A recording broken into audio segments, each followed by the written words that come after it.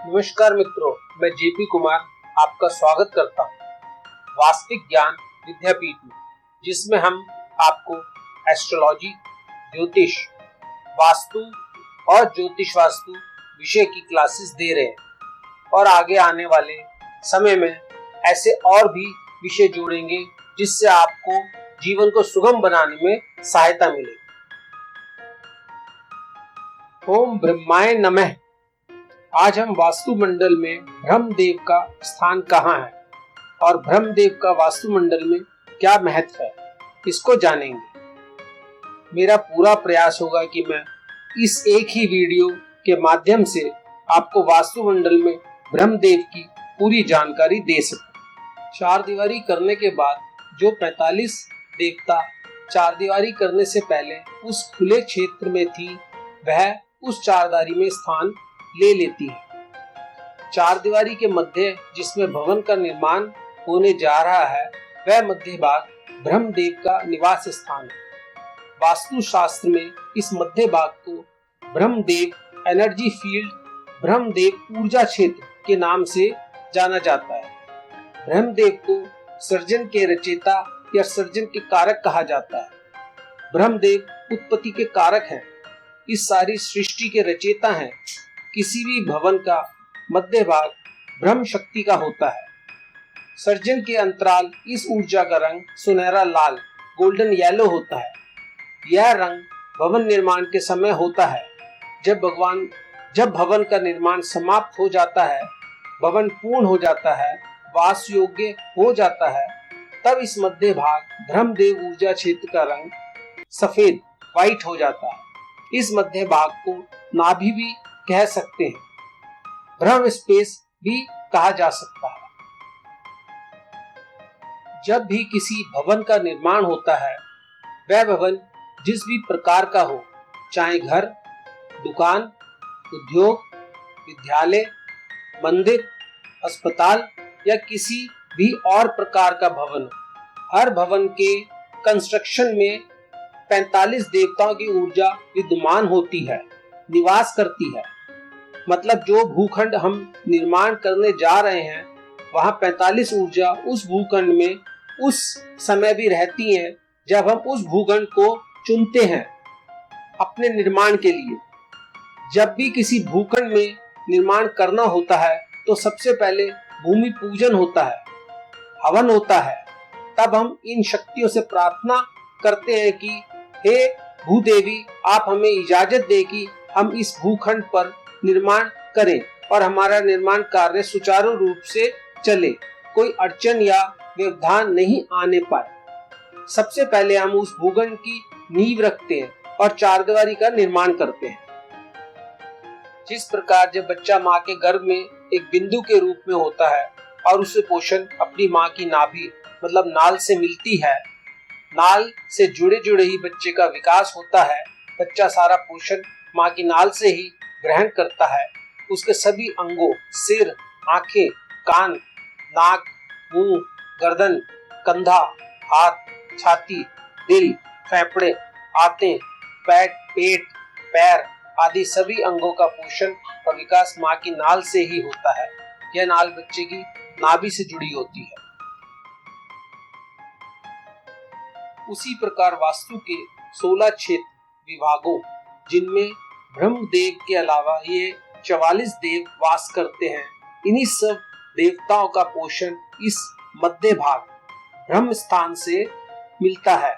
ये बिल्कुल शुद्ध ऊर्जा है, अनडिवाइन एनर्जी, अविभाज्य ऊर्जा है, अबोध, निर्मल, स्वच्छ, बिल्कुल बच्चे के समान।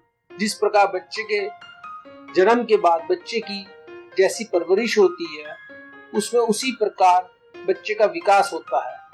वह डॉक्टर, इंजीनियर, टीचर, पुलिस या चोर, बेईमान बनता है। उसी प्रकार हम अपने भवन का निर्माण देवताओं के सिद्धांत वास्तु शास्त्र के अनुसार करेंगे तो निर्मित भवन आपको सुख देगा, यश देगा, कीर्ति देगा। इस मंडल में कुल 45 ऊर्जा निवास करती हैं, जिनके रचयिता ब्रह्मा है। मध्य भाग में ब्रह्मा, उसके बाद मध्य भाग से बाहर 4 ऊर्जा चारों दिशाओं में ईस्ट, पूर्व, साउथ, दक्षिण, वेस्ट, पश्चिम और नॉर्थ, उत्तर में एक एक और चारों कोनों में नॉर्थ ईस्ट, उत्तर पूर्व में 2 ऊर्जा, साउथ ईस्ट, दक्षिण पूर्व में भी 2 ऊर्जा, साउथ वेस्ट, दक्षिण पश्चिम में भी 2 ऊर्जा और नॉर्थ वेस्ट, उत्तर पश्चिम में भी 2 ऊर्जा। यहाँ तक कुल ऊर्जा होती है 1 + 4 + 8 = 13। इसके बाद सभी चारों दिशाओं में 8-8 पद, कुल 32 पद। तो इस प्रकार कुल ऊर्जा होती है 13 + 32 = 45 ऊर्जा।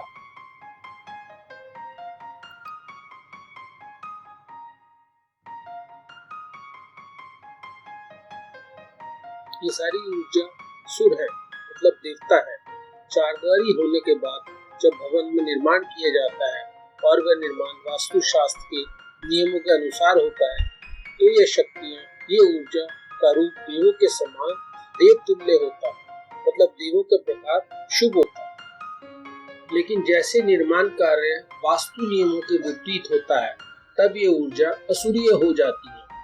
सुर का विपरीत असुर, आशीर्वाद का विपरीत श्राप, देव का विपरीत दानव। उसी प्रकार जब हम भवन में निर्माण वास्तुशास्त्र के विपरीत करते हैं, तब जो ऊर्जा वास्तु पुरुष को बांध कर बैठी है, वह नाराज होती है और वास्तु पुरुष छूट जाता है और वास्तु पुरुष हमें नुकसान पहुंचाना शुरू करता है। इस प्रकार वह भवन हानिकारक हो जाता है। भवन में नेगेटिव एनर्जी एक्टिव हो जाती है। जिस पार्ट में गलत कंस्ट्रक्शन होती है, उसी पार्ट से जुड़े लॉसेस उस फैमिली को होने शुरू हो जाते हैं।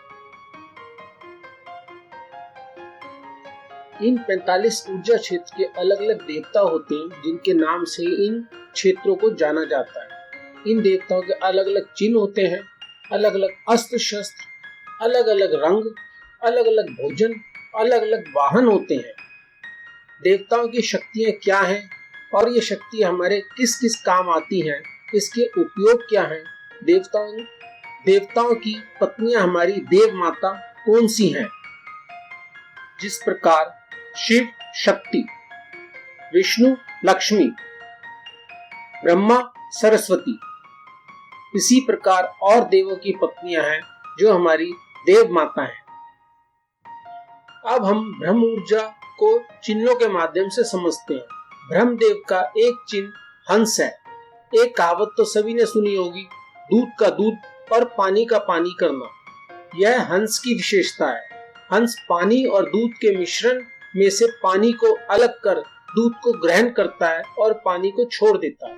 इससे बात समझ सकते हैं, अगर ब्रह्म क्षेत्र बिल्कुल साफ है, वहाँ कोई निर्माण नहीं है, इस स्थान पर सफाई का पूरा ध्यान रखा गया है, तो उस भवन का स्वामी ब्रह्म ऊर्जा से पूर्ण होगा।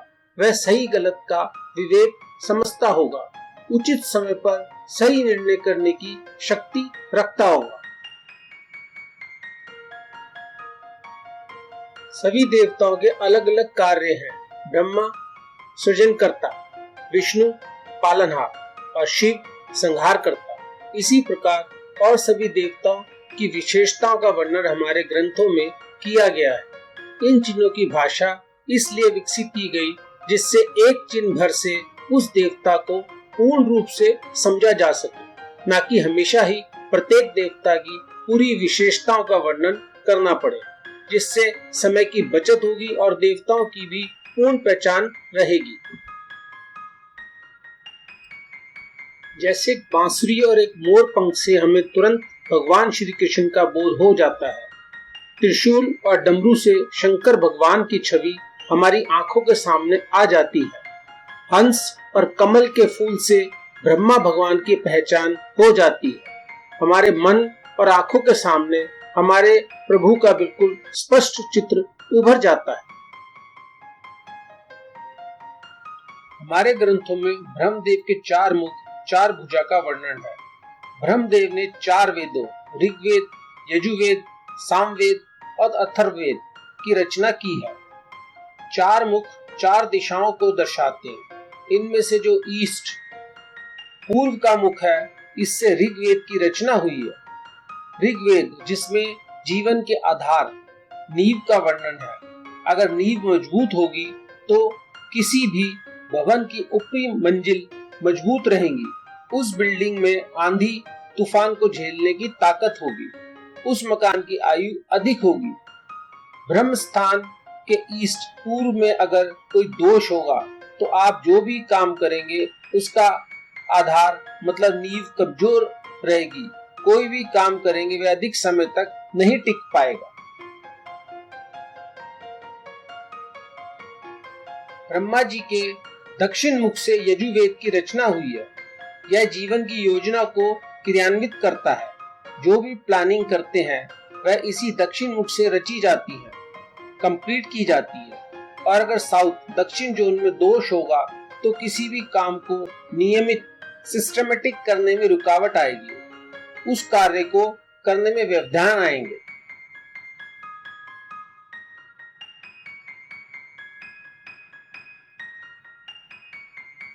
ब्रह्मा जी के पश्चिम दिशा के मुख से सामवेद की रचना हुई है। सामवेद जीवन के ताल लय को दर्शाता है। कार्यों में तालमेल बिठाना, कार्यों को सुरीला बनाना, अपने जीवन को संगीत में बनाना। वेस्ट पश्चिम क्षेत्र में दोष होगा तो कार्य बीच में रुकेगा, सुचारू रूप से नहीं चल पाएगा। कामों में तालमेल की कमी होगी। क्या पहले करें क्या बाद में करें समझ पाना कठिन होगा।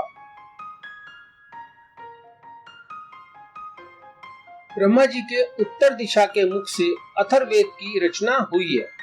अथर्ववेद कार्यों को पूर्ण करना, पूर्ण किए गए कामों से जो नतीजे आए या समझे हमने जो उत्पादन किया उसकी गुणवत्ता क्या है।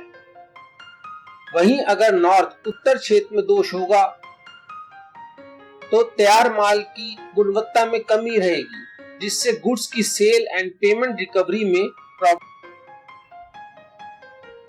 ब्रह्मदेव के हाथ में पानी से भरा कमंडल दर्शाता है कि इस ब्रह्मचेत के दोष रहित होने पर जातक को धन बल का लाभ होगा। मतलब श्रम, लेबर या कोई मशीनरी या किसी और उपकरण, मशीनरी एंड टेक्नोलॉजी की कमी नहीं रहेगी। सब कुछ सुचारू रहेगा। अंशमाला समय या मात्रा को मापने के काम आती है। जैसे किसी काम में कितना समय लगा या इस कार्य में कितनी मुद्रा, पैसे, फाइनेंस की जरूरत है, उसे नापने, कैलकुलेट करने के लिए इसी अंशमाला की जरूरत पड़ती है। ब्रह्मदेव के वस्त्र श्वेत, व्हाइट बताए गए हैं। सफेद शांति का प्रतीक है, सौभाग्य की प्राप्ति बताते हैं। ब्रह्मदेव की मृग चरम काला सफेद बताई गई है, जो कि पक्ष और विपक्ष, अपने और विरोधियों में सही गलत का फर्क करना बताती है। इससे व्यक्ति की समझने की कला को बताया गया है। जब ब्रह्म स्थान में दोष होगा तो व्यक्ति में पेट से संबंधित रोग होने की संभावना तीव्र होती है, क्योंकि ब्रह्म स्थान सर्जन का स्थान है। अगर इस स्थान में दोष होगा तो संतान उत्पत्ति में भी रुकावट आ सकती है या संतान में कोई कमी हो सकती है। अब समझते हैं कि भवन निर्माण में क्या त्रुटि हो सकती है। सबसे पहले तो इस ब्रह्मा स्थान में कोई भी कंस्ट्रक्शन नहीं होनी चाहिए। यहाँ पर बिल्कुल साफ सफाई होनी चाहिए। अगर कंस्ट्रक्शन होगी तो वह किस प्रकार की है, उतना ही दोष होगा। जैसे यहाँ टॉयलेट नहीं होना चाहिए, सेफ्टी टैंक नहीं होना चाहिए, डस्टबिन नहीं होना चाहिए, गंदा पानी या कोई नाली नहीं होनी चाहिए। यहाँ पर भूरा, नीला, काला और सलेटी रंग नहीं होना चाहिए। ये मैंने कुछ दोष बताए हैं। इन दोषों से ब्रह्म स्थान पर नकारात्मक ऊर्जा का संचार होता है और व्यक्ति में नेगेटिव थॉट आती है। सभी कामों में रुकावट होगी और बीमारियां घेरे रखती हैं।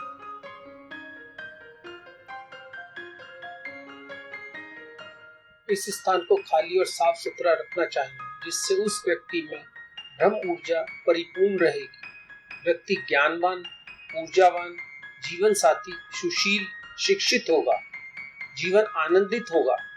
उनके किसी भी काम में रुकावट नहीं आएगी।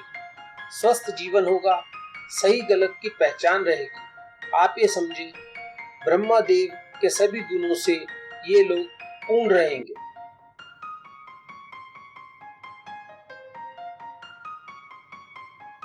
मित्रों, मैंने पूरी कोशिश की है कि मैं एक बारी में आपको समझा सकूं कि ब्रह्मा स्थान को किस प्रकार शुभ रखा जा सकता है और ब्रह्मदेव का आशीर्वाद प्राप्त किया जा सकता है, जिससे जीवन को सौहार्दपूर्ण, हेल्दी एंड हैप्पी लाइफ बना सके।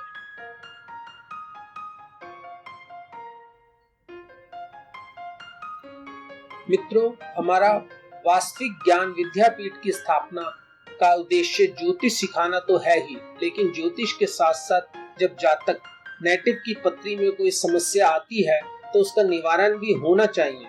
इसीलिए ज्योतिष के साथ साथ उपाय के लिए वास्तुशास्त्र सिखाया जाता है। एस्ट्रोलॉजी एंड वास्तु के संगम से एक 100% कारगर तकनीक का हमने विकास किया है, जिसके उपयोग से हम हॉरोस्कोप में आने वाली कठिनाइयों का उपचार करते हैं। हमारी एकेडमी में यही तकनीक हमारे स्टूडेंट्स, विद्यार्थियों को भी सिखाई जाएगी। बंधुओं, बहुत सोच विचार के बाद हमने इस पाठ्यक्रम कोर्स को बहुत ही सरल, इजी किया है। इसकी भाषा भी आम बोलचाल की सरल भाषा रखी गई है। आइए इस अद्भुत तकनीक को सीखें और अपनी व अपने मित्रों की सहायता करें और प्रसन्न रहें। मित्रों, हम अपना व्हाट्सएप नंबर दे रहे हैं। अगर आपको उचित सलाह चाहिए तो आप हमें अपनी समस्या भेज सकते हैं। हम आपकी सहायता के लिए सदैव तैयार हैं। अगर हम आपके जीवन को सुखद कर सकें तो हम अपने आप को बहुत भाग्यशाली समझेंगे। धन्यवाद। जल्दी मिलेंगे नेक्स्ट वीडियो में।